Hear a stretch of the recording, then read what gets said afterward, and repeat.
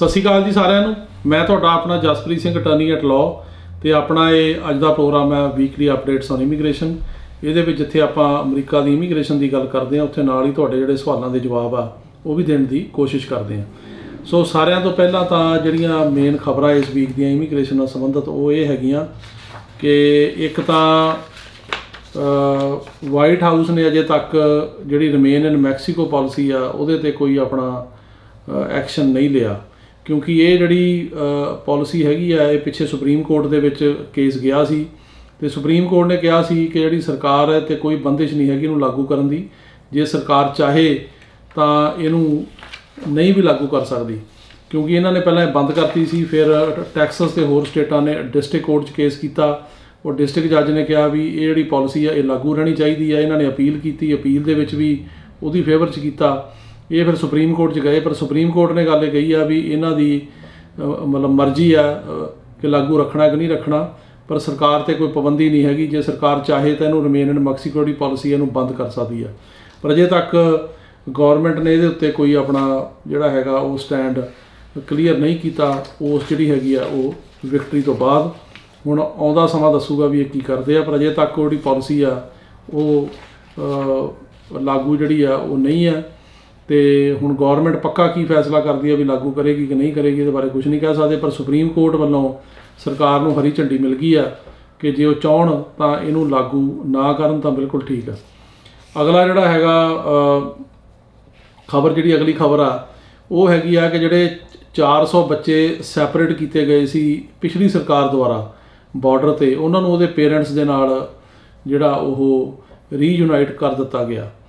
ਸੋ ਜਿਹੜੀ ਪਿਛਲੀ ਸਰਕਾਰ ਸੀਗੀ ਉਹਦੇ 'ਚ 2017 ਤੋਂ ਲੈ ਕੇ 18 ਤੱਕ ਜਿਹੜਾ ਕਾਰਜਕਾਲ ਸੀਗਾ ਟਰੰਪ ਦਾ, ਉਹਦੇ ਵਿੱਚ 5000 ਤੋਂ ਵੱਧ ਬੱਚਿਆਂ ਨੂੰ ਆਪਣੇ ਮਾਂ-ਬਾਪ ਤੋਂ ਫੋਰਸੀਬਲੀ ਸੈਪਰੇਟ ਕੀਤਾ ਗਿਆ ਸੀ। ਅਤੇ ਉਹਨਾਂ ਵਿੱਚੋਂ ਤਕਰੀਬਨ 1000 ਫੈਮਲੀਆਂ ਇੱਦਾਂ ਦੀਆਂ ਹੈਗੀਆਂ ਜਿਨ੍ਹਾਂ ਦੇ ਕਿ ਮਾਂ-ਬਾਪ ਜਿਹੜੇ ਆ ਉਹ ਡਿਪੋਰਟ ਕਰਤੇ, ਬੱਚੇ ਇੱਥੇ ਆ, ਉਹਨਾਂ ਨੂੰ ਇਹ ਨਹੀਂ ਪਤਾ ਵੀ ਬੱਚਿਆਂ ਨੂੰ ਵੀ ਮਾਂ-ਬਾਪ ਕਿਤੇ ਆ, ਅਤੇ ਇਹਨਾਂ ਨੂੰ ਜਿਹੜੀ ਸਰਕਾਰ ਨੂੰ ਇਹ ਨਹੀਂ ਪਤਾ ਵੀ ਕੌਣ ਸੀ ਉਹਨਾਂ ਦੇ ਮਾਂ-ਬਾਪ ਕਿਹੜੀ ਕੰਟਰੀ 'ਚ। ਉਸ ਕਰਕੇ ਉਹ ਇਹ ਇੱਕ ਬੜਾ ਜਿਹੜਾ ਹੈਗਾ ਵੱਡਾ ਟਾਸਕ ਹੈ, ਪਰ ਇਹ ਸਰਕਾਰ ਨੇ ਆ ਕੇ ਇਹਦੇ 'ਤੇ ਕੰਮ ਕਰਨਾ ਸ਼ੁਰੂ ਕੀਤਾ। ਅਤੇ ਇਹਨਾਂ ਨੇ ਹੁਣ ਤੱਕ ਜਿਹੜੀ ਉਹ ਟਾਸਕ ਫੋਰਸ ਇਹਨਾਂ ਨੇ ਬਣਾਈ ਸੀ ਉਹਦਾ ਨਾਂ ਹੈਗਾ ਫੈਮਿਲੀ ਰੀਯੂਨੀਫਿਕੇਸ਼ਨ ਟਾਸਕ ਫੋਰਸ। ਉਹਨੇ 1000 ਦੇ ਵਿੱਚੋਂ ਤਕਰੀਬਨ 400 ਜਿਹੜੇ ਹੈਗੇ ਆ ਬੱਚੇ ਉਹ ਆਪਣੇ ਪੇਰੈਂਟਸ ਨਾਲ ਮਿਲਾ ਦਿੱਤੇ ਆ। ਸੋ ਬਹੁਤ ਹੀ ਚੰਗੀ ਗੱਲ ਆ, ਬੜਾ ਸਰਕਾਰ ਦਾ ਜਿਹੜਾ ਹੈਗਾ ਇਹ ਸ਼ਲਾਘਾਯੋਗ ਆਪਾਂ ਕਹਿ ਸਕਦੇ ਹਾਂ ਕਦਮ ਹੈ। ਅਗਲਾ ਜਿਹੜਾ ਖਬਰ ਹੈਗੀ ਆ ਉਹ ਹੈਗੀ ਆ ਕਿ ਜਿਹੜੀ ਇਮੀਗ੍ਰੇਸ਼ਨ ਜੱਜਿਸ ਦੀ ਐਸੋਸੀਏਸ਼ਨ ਆ ਉਹ ਆਪਣੀ ਜਿਹੜੀ ਉਹਨਾਂ ਦੀਆਂ ਨੈਗੋਸ਼ੀਏਟਿੰਗ ਪਾਵਰਸ ਨੇ ਉਹਨਾਂ ਨੂੰ ਰਿਗੇਨ ਕਰਨ ਵਾਸਤੇ ਕੋਸ਼ਿਸ਼ ਕਰ ਰਹੀ ਆ, ਕਿਉਂਕਿ ਪਿਛਲੀ ਸਰਕਾਰ ਨੇ ਕਾਫੀ ਜ਼ਿਆਦਾ ਇਹਨਾਂ 'ਤੇ ਜਿਹੜੀਆਂ ਪਾਬੰਦੀਆਂ ਲਾਈਆਂ ਸੀਗੀਆਂ। ਜਿਹੜੀ ਇਹ ਨੈਸ਼ਨਲ ਐਸੋਸੀਏਸ਼ਨ ਆਫ ਇਮੀਗ੍ਰੇਸ਼ਨ ਜੱਜਿਸ ਆ ਇਹਦਾ ਨਾਂ ਹੈਗਾ NAIJ। ਇਹ ਸਟੈਬਲਿਸ਼ ਹੋਈ ਸੀ 1971 ਦੇ ਵਿੱਚ, ਅਤੇ ਇਹ ਜਿਹੜੇ ਸਾਰੇ ਜੱਜਿਸ ਨੇ ਇਮੀਗ੍ਰੇਸ਼ਨ ਦੇ ਉਹਨਾਂ ਨੂੰ ਰੈਪਰਜੈਂਟ ਕਰਦੀ ਆ, ਅਤੇ ਇਹ ਸਰਕਾਰ ਦੇ ਕੋਲ ਜਿਹੜੀਆਂ ਉਹਨਾਂ ਦੇ ਇਸ਼ੂਜ਼ ਹੁੰਦੇ ਨੇ ਅਤੇ ਉਹਨਾਂ ਨੂੰ ਇਹ ਟੇਕ ਅਪ ਕਰਦੀ ਆ ਅਤੇ ਸਰਕਾਰ ਦੇ ਨਾਲ ਗੱਲਬਾਤ ਹੁੰਦੀ ਆ। ਅਤੇ ਇਹ ਹੁਣ ਜਿਹੜਾ ਪਿਛਲੀ ਸਰਕਾਰ ਸੀਗੀ ਉਹਨੇ ਇਹ ਕਿਹਾ ਸੀ ਵੀ ਇਸ ਕਿਸਮ ਦੀ ਜਿਹੜੀ ਯੂਨੀਅਨ ਆ ਉਹਨੂੰ ਅਸੀਂ ਇੰਨੀ ਮਾਨਤਾ ਨਹੀਂ ਦਿੰਦੇ, ਉਹਨਾਂ ਨੇ ਕਾਫੀ ਜ਼ਿਆਦਾ ਇਹਦੀ ਇੰਪੋਰਟੈਂਸ ਘਟਾਤੀ ਸੀਗੀ, ਪਰ ਹੁਣ ਦੁਬਾਰਾ ਜਿਹੜੀ ਹੈਗੀ ਆ ਉਹ ਇਹਨੂੰ ਯੂਨੀਅਨਾਈਜ਼ ਕਰਨ ਦੀ ਕੋਸ਼ਿਸ਼ ਹੋ ਰਹੀ ਆ ਵੀ ਇਹਦੀ ਯੂਨੀਅਨ ਬਣੇ। ਅਤੇ ਇਸ ਤੋਂ ਇਲਾਵਾ ਜਿਹੜੀ ਅਗਲੀ ਖਬਰ ਹੈਗੀ ਆ ਉਹ ਇਹ ਹੈਗੀ ਆ ਕਿ ਜਿਹੜਾ ਰੀਸੈਂਟ ਸੁਪਰੀਮ ਕੋਰਟ ਦਾ ਇੱਕ ਡਿਸੀਜਨ ਆਇਆ ਉਹਦੇ ਨਾਲ ਜਿਹੜੀਆਂ ਬੌਂਡ ਹੀਅਰਿੰਗਸ ਹੁੰਦੀਆਂ ਨੇ ਉਹਨਾਂ 'ਤੇ ਕਾਫੀ ਜ਼ਿਆਦਾ ਜਿਹੜਾ ਇਫੈਕਟ ਹੋਇਆ ਅਤੇ ਹੋਏਗਾ ਅਗਾਂਹ ਨੂੰ। ਅਤੇ ਇੱਕ ਡਿਸਟ੍ਰਿਕਟ ਕੋਰਟ ਵਾਸ਼ਿੰਗਟਨ ਦੇ ਵਿੱਚ ਜਿਹੜੀ ਸਟੇਟ ਆ ਉਹਦੇ ਵਿੱਚ ਉਹਨਾਂ ਨੇ ਇਹ ਫੈਸਲਾ ਕੀਤਾ ਸੀਗਾ ਕਿ ਬੌਂਡ ਹੀਅਰਿੰਗ ਜਿਹੜੀ ਆ ਉਹ ਹੋਣੀ ਚਾਹੀਦੀ ਆ, ਖਾਸ ਕਰਕੇ ਉਹਨਾਂ ਕੇਸਾਂ ਦੇ ਵਿੱਚ ਜਿੱਥੇ ਕਿ ਬੰਦੇ ਕਾਫੀ ਦੇਰ ਤੋਂ ਡਿਟੈਂਸ਼ਨ ਦੇ ਵਿੱਚ ਹੈਗੇ ਆ। ਅਤੇ ਲੇਕਿਨ ਹੁਣ ਸੁਪਰੀਮ ਕੋਰਟ ਦਾ ਇੱਕ ਰੀਸੈਂਟ ਫੈਸਲਾ ਆਇਆ, ਕੇਸ ਦਾ ਨਾਂ ਹੈਗਾ ਗਾਰਲੈਂਡ ਵਰਸਸ ਐਲੀਮਨ ਗਨਜ਼ਾਲਸ। ਇਸ ਕੇਸ ਦੇ ਵਿੱਚ ਜਿਹੜੀ ਹੈਗੀ ਆ ਉਹ ਸੁਪਰੀਮ ਕੋਰਟ ਜਿਹੜੀ ਆ ਉਹਨੇ ਫੈਸਲਾ ਦਿੱਤਾ। ਤੇ ਇਹਦੇ ਨਾਲ ਹੀ ਇੱਕ ਕੇਸ ਹੈਗਾ Padilla versus ICE. Padilla versus ICE. ਇਹ ਇੱਕ ਕਲਾਸ ਐਕਸ਼ਨ ਲਾਅ ਸੂਟ ਆ ਜਿਹੜਾ ਕਿ ਲੋਕਾਂ ਨੇ ਕੀਤਾ ਸੀ, ਜਿਹੜੇ ਕਿ US ਦੇ ਵਿੱਚ ਐਂਟਰ ਹੋਏ ਸੀ ਕਿ ਪੋਰਟ ਆਫ ਐਂਟਰੀ ਤੋਂ ਉਹਨਾਂ ਨੂੰ ਫਾਸਟ ਟਰੈਕ ਜਿਹੜੀ ਡਿਪੋਰਟੇਸ਼ਨ ਪ੍ਰੋਸੈਸ ਆ ਉਹਦੇ ਵਿੱਚ ਪਾਇਆ ਗਿਆ ਸੀ ਵੀ ਤੇਜ਼ ਇਹਨਾਂ ਨੂੰ ਇੱਥੋਂ ਡਿਪੋਰਟ ਕੀਤਾ ਜਾਵੇ। ਤੇ ਇਹਨਾਂ ਨੇ ਜਿਹੜੀ ਪਹਿਲਾਂ ਕ੍ਰੈਡੀਬਲ ਫੀਅਰ ਇੰਟਰਵਿਊ ਜਿਹੜੀ ਸ਼ੁਰੂ 'ਚ ਹੁੰਦੀ ਆ ਉਹ ਪਾਸ ਕਰ ਲਈ ਸੀਗੀ, ਪਰ ਫਾਸਟ ਟਰੈਕ ਦੇ ਵਿੱਚ ਪਾਇਆ ਸੀ। ਤੇ ਜਿਹੜੀ 2019 ਦੇ ਵਿੱਚ ਜਿਹੜੀ ਟਰੰਪ ਸਰਕਾਰ ਸੀਗੀ, ਜਿਹੜੀ ਪਿਛਲੀ ਸਰਕਾਰ ਸੀ, ਉਹਨੇ ਕਿਹਾ ਸੀਗਾ ਕਿ ਬੌਂਡ ਹੀਅਰਿੰਗਸ ਇਹਨਾਂ ਦੀਆਂ ਨਹੀਂ ਹੋਣਗੀਆਂ ਤੇ ਉਹਨਾਂ ਨੇ ਜਿਹੜੇ ਇਹਨਾਂ ਦਾ ਕੋਈ ਰਾਈਟ ਨਹੀਂਗਾ ਬੌਂਡ ਦਾ। ਤੇ ਜਿਹੜੇ ਉਦੋਂ ਦੇ ਅਟਾਰਨੀ ਜਨਰਲ ਸੀਗੇ ਵਿਲੀਅਮ ਬਾਰ, ਉਹਨਾਂ ਨੇ ਇੱਕ ਫੈਸਲਾ ਕੀਤਾ ਸੀ ਜਿਹਨੂੰ ਕਹਿੰਦੇ ਆ ਮੈਟਰ ਆਫ MS। ਤੇ ਉਹਨਾਂ ਨੇ ਕਿਹਾ ਸੀਗਾ ਕਿ ਜਿਹੜੇ ਇੱਦਾਂ ਦੇ ਬੰਦੇ ਚਾਹੇ ਆਪਣੇ ਜਿਹੜੇ ਬਿਆਨ ਪਾਸ ਵੀ ਕਰ ਜਾਂਦੇ ਆ ਵੀ ਕ੍ਰੈਡੀਬਲ ਫੀਅਰ ਹੀਅਰਿੰਗ 'ਚੋਂ ਪਾਸ ਹੋ ਜਾਂਦੇ ਆ ਤੇ ਉਹ ਡਿਟੈਂਸ਼ਨ 'ਚ ਨੇ, ਉਹਨਾਂ ਨੂੰ ਵੀ ਕੋਈ ਰਾਈਟ ਨਹੀਂ ਆ ਆਪਣੇ ਜਿਹੜੇ ਹੈਗਾ ਉਹ ਬੌਂਡ ਕਰਾਉਣ ਦਾ। ਪਰ ਜੁਲਾਈ 2019 ਦੇ ਵਿੱਚ ਇੱਕ ਡਿਸਟ੍ਰਿਕਟ ਕੋਰਟ ਜਿਹੜੀ ਸੀਗੀ ਉਹਨੇ ਇਹਦੇ ਖਿਲਾਫ ਮਤਲਬ ਫੈਸਲਾ ਕੀਤਾ, ਇਹਨੂੰ ਸਟੇ ਕੀਤਾ। ਉਹ ਕੇਸ ਦਾ ਨਾਂ ਸੀਗਾ Padilla versus ICE. So in Padilla versus ICE the district court issued a injunction ordering the government to provide class members with bond hearings as a part of their constitutional right to due process। Court ਨੇ ਕਿਹਾ ਵੀ ਜਿਹੜੇ ਬੰਦਿਆਂ ਨੇ ਮਤਲਬ ਸਾਡੇ ਕੋਲ case ਕੀਤਾ ਇਹਨਾਂ ਨੂੰ ਬੌਂਡ ਹੀਅਰਿੰਗਾਂ ਦਿੱਤੀਆਂ ਜਾਣ ਕਿਉਂਕਿ ਇਹਨਾਂ ਦੇ ਬਿਆਨ ਪਾਸ ਹੋਏ ਆ ਤੇ ਇਹਨਾਂ ਦਾ ਜਿਹੜਾ ਹੈਗਾ ਉਹ ਡਿਊ ਪ੍ਰੋਸੈਸ ਦੇ ਅੰਡਰ ਇਹਨਾਂ ਦਾ ਰਾਈਟ ਬਣਦਾ। ਤੇ ਉਹ ਆਰਡਰ ਜਿਹੜਾ ਸੀਗਾ ਕੋਰਟ ਦਾ ਉਹ ਇਫੈਕਟ ਰਿਹਾ ਹੁਣ ਤੱਕ। ਪਰ ਸੁਪਰੀਮ ਕੋਰਟ ਦਾ ਹੁਣ ਇੱਕ ਫੈਸਲਾ ਆ ਗਿਆ ਐਲਮਨ ਗੋਨਜ਼ਾਲੇਸ ਵਾਲੇ ਕੇਸ ਦੇ ਵਿੱਚ। ਸੋ ਇਨ ਐਲਮਨ ਗੋਨਜ਼ਾਲੇਸ the US Supreme Court held that lower courts cannot issue class-wide injunctions to force the government to act or not to act with respect to implementation of certain immigration laws, including the immigration detention statutes। Supreme court ਇਹ ਕਹਿ ਰਹੀ ਆ ਕਿ ਜਿਹੜੀਆਂ lower court ਨੇ, district courts ਨੇ, ਉਹ nation wide ਜਿਹੜੀ ਇੰਜੰਕਸ਼ਨ ਨਹੀਂ ਜਾਰੀ ਕਰ ਸਕਦੀਆਂ, ਗੌਰਮੈਂਟ ਦੇ ਫੈਸਲੇ ਰੋਕ ਨਹੀਂ ਸਕਦੀਆਂ ਜਾਂ ਉਹਨਾਂ ਨੂੰ ਅਲਾਓ ਨਹੀਂ ਕਰ ਸਕਦੀਆਂ ਇਮੀਗ੍ਰੇਸ਼ਨ ਰਿਲੇਟਡ ਕੇਸਾਂ ਦੇ ਵਿੱਚ। ਤਾਂ ਕਿ ਇਹ ਨਹੀਂ ਹੋਏਗਾ ਵੀ ਜਿਹੜੀ ਕੋਈ ਡਿਸਟ੍ਰਿਕਟ ਕੋਰਟ ਆ ਉਹ ਕੋਈ ਫੈਸਲਾ ਕਰ ਦੇਗੀ ਤੇ ਉਹ ਫੈਸਲਾ ਸਾਰੇ ਅਮਰੀਕਾ ਦੇ ਵਿੱਚ ਹੀ ਲਾਗੂ ਹੋਏਗਾ। ਸੁਪਰੀਮ ਕੋਰਟ ਕਹਿ ਰਹੀ ਆ ਕਿ ਉਹਨਾਂ ਜਿਹੜੀਆਂ ਡਿਸਟ੍ਰਿਕਟ ਕੋਰਟਸ ਨੇ ਉਹਨਾਂ ਕੋਲ ਇੱਦਾਂ ਦੀ ਪਾਵਰ ਨਹੀਂ ਹੈਗੀ ਕਿ ਉਹ ਜਿਹੜੀਆਂ ਇੰਜੰਕਸ਼ਨਸ ਉਹ ਜਾਰੀ ਕਰ ਸਕਣ, ਜਿਹੜੀਆਂ ਕਿ ਮਤਲਬ ਕਲਾਸ ਵਾਈਡ ਇੰਜੰਕਸ਼ਨਸ ਹੋਣ ਵੀ ਜਿੰਨੇ ਵੀ ਬੰਦੇ ਹੈਗੇ ਉਹ ਸਾਰਿਆਂ 'ਤੇ ਹੀ ਇਹ ਲਾਗੂ ਹੋਵੇ। ਇਸ ਕਿਸਮ ਦੀ ਜਿਹੜੀ ਇੰਜੰਕਸ਼ਨ ਆ ਤੇ ਨੇਸ਼ਨ ਵਾਈਡ ਜਿਹੜੀ ਸਾਰੇ ਅਮਰੀਕਾ 'ਚ ਲਾਗੂ ਹੋਵੇ ਉਹ ਨਹੀਂ ਕਰ ਸਕਦੀਆਂ। ਸੋ ਇਹ ਫੈਸਲੇ ਦਾ ਜਿਹੜਾ ਹੈਗਾ ਉਹ ਜਿਹੜਾ ਪੜੀਆ ਦਾ ਕੇਸ ਆ ਉੱਤੇ ਵੀ ਅਸਰ ਪਏਗਾ। ਤੇ ਹੁਣ ਦੇਖਣ ਵਾਲੀ ਗੱਲ ਇਹ ਹੈਗੀ ਆ ਕਿ ਗਾਂ ਆਉਂਦੇ ਦਿਨਾਂ ਦੇ ਵਿੱਚ ਕੀ ਇਹਦੇ 'ਤੇ ਰਿਐਕਸ਼ਨ ਹੁੰਦਾ। ਪਰ ਜਿਹੜੀ ਇਹ ਸਰਕਾਰ ਦੀ ਪਾਲਿਸੀ ਆ ਉਹ ਇਹ ਹੈਗੀ ਆ ਵੀ ਬੌਂਡ ਹੀਅਰਿੰਗਸ ਹੋਣ ਤੇ ਬੌਂਡ 'ਤੇ ਛੱਡਿਆ ਜਾਵੇ।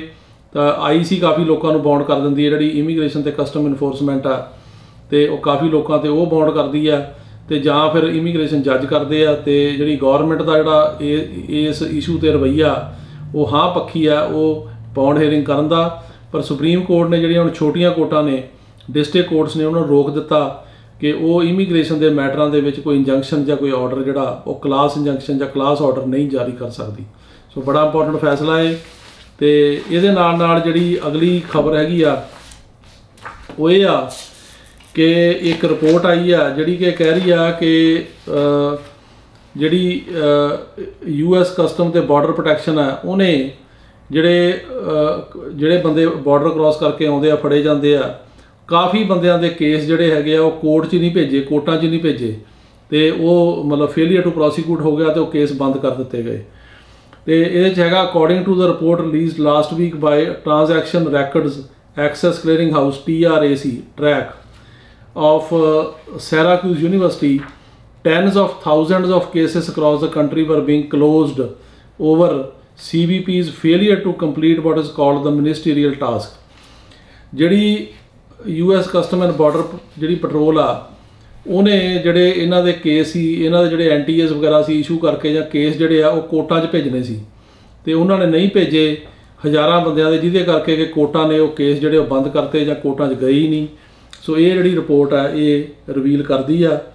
ਤੇ ਜਿਹੜੀ ਟਰੈਕ ਆ ਉਹਨੇ through freedom of information act FOIA ਦੇ ਥਰੂ ਇਹ ਜਿਹੜਾ ਪਤਾ ਕੀਤਾ ਕਿ ਜੱਜਸ are closing these cases because the notice to appear the summons that initiate a court proceeding for not being filed with the court. Notice to appear ਜਿਹੜੇ NTA ਹੁੰਦੇ ਨੇ ਲੈਟਰ ਇਹ ਇਸ਼ੂ ਕੀਤੇ ਜਾਂਦੇ ਨੇ ਜਿਹਦੇ ਕਰਕੇ ਕਿ ਕੇਸ ਜਿਹੜਾ ਕੋਰਟ ਦੇ ਵਿੱਚ ਚੱਲਦਾ। ਉਹ ਕਹਿੰਦੇ ਵੀ NTA ਜਿਹੜੇ ਆ ਉਹ ਇਹਨਾਂ ਨੇ US custom and border protection ਨੇ ਜਿਹੜੇ ਆ ਉਹ ਇਸ਼ੂ ਹੀ ਨਹੀਂ ਕੀਤੇ, ਜਿਹਦੇ ਕਰਕੇ ਕਿ ਬਹੁਤ ਲੋਕਾਂ ਦੇ ਕੇਸ ਕੋਰਟ 'ਚ ਨਹੀਂ ਗਏ ਤੇ ਕਈਆਂ ਦੇ ਕੇਸ ਤਾਂ ਬੰਦ ਹੋ ਗਏ।